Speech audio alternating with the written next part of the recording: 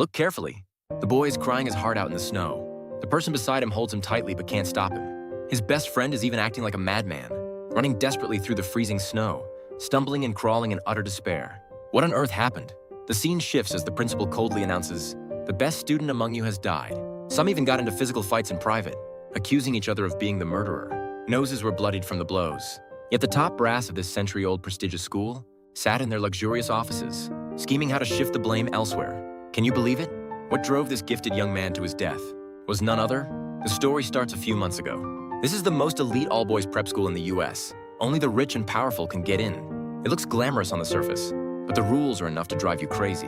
Students are like assembly line machines every day, wearing the same clothes and sporting the same hairstyle. Even breathing feels suffocating. The teachers here are even more bizarre. Their lectures are like monks chanting sutras. The blackboard is covered with bird language. Anyone who dares to zone out is done for. Everyone is desperately cramming just to get into the Ivy League, their eyes devoid of any spark, carrying books thicker than bricks every day, living like zombies, until one day, things started getting weird. A new literature teacher named Old G arrived at school. This guy is totally out of the ordinary. In the first class, he didn't even stay in the classroom.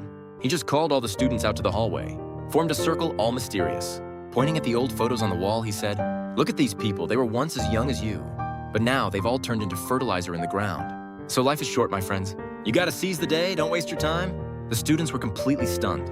This is the first time I've heard such wild words in my life. But do you think that's it? The crazier part is yet to come. In the second class, Old G went all out. He actually had the students tear up books in public. Yes, tear up books. Shred all those nonsensical rigid theories into pieces. Watching the fluttering scraps of paper, Old G got so excited he jumped onto the podium. Looking down at these young lads, he told them to see the world from a different angle. Don't be a blind follower. He even had students line up one by one to step onto the podium, to experience the view from above. Unbelievable, this isn't a class. This is practically a pyramid scheme scene. Even in PE class, Old G never takes the conventional route. While others run, he has students play soccer. Playing soccer is one thing, but they have to do it with Jiang the Jiaoxianglu playing. Old G dances around like a madman on the side. This group of big boys who had been repressed for over a decade was instantly ignited, running wildly on the grass, laughing recklessly, shoving each other tumbling into a heap. For the first time, they felt truly alive. They even lifted Old Ki high, worshipping him like a god. Under Old Ke's Hu, these boys were completely awakened. They dug out a tattered school history book and discovered Old K had actually started a secret organization back in the day, with a name that sounded insanely cool called Dead Poets Society.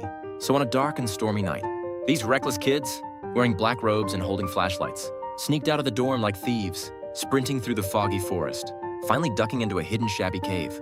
In this godforsaken place, the Dead Poets Society was officially reborn.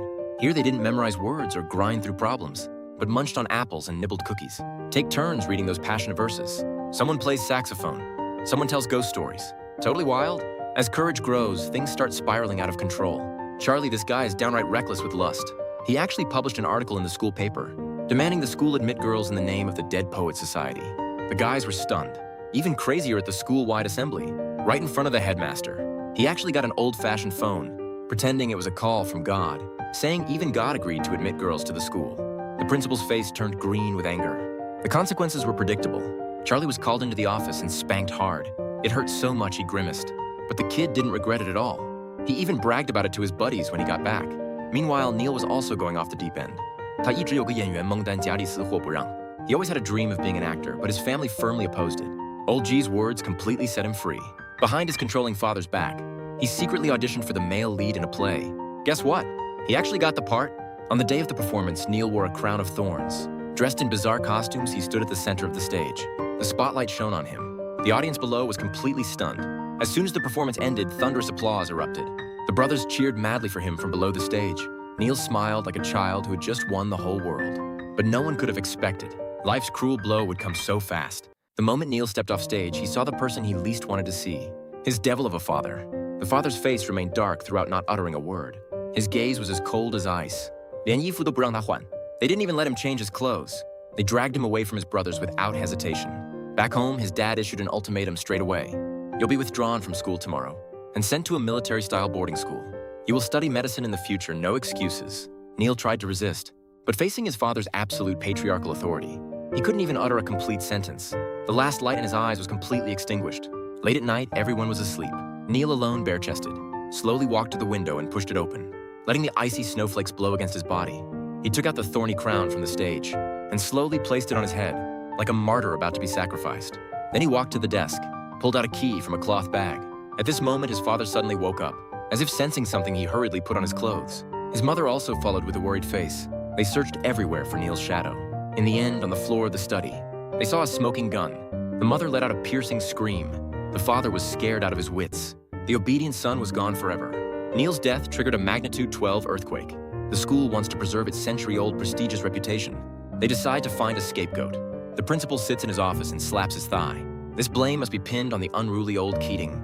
So they start interrogating each member of the Dead Poets Society, using threats and bribes exhausting all means.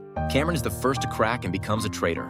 He spills everything about Keating's influence, even forces the other brothers to sign confessions, proving Neil's death is all Keating's fault. The usually most introverted Todd was driven to a dead end, could only sign his name with tears in his eyes. Just like that old G was expelled from school. The final class, that rigid principal personally took over. Right at that moment, the classroom door opened. Old G walked in wearing a trench coat to pack his belongings. The classroom fell dead silent. No one dared to look up at him. The atmosphere was suffocating to the extreme. Old G silently packed his belongings, turned around, ready to leave this place of sorrow. The principal was still throwing his weight around on the podium. Just as Old G was about to step out the door, something outrageous happened. Todd, that boy who used to not dare speak loudly, suddenly stood up. Ignoring the principal's furious roars, he stepped onto his own desk. Next, the second, the third, one after another, the brothers stood on the tables.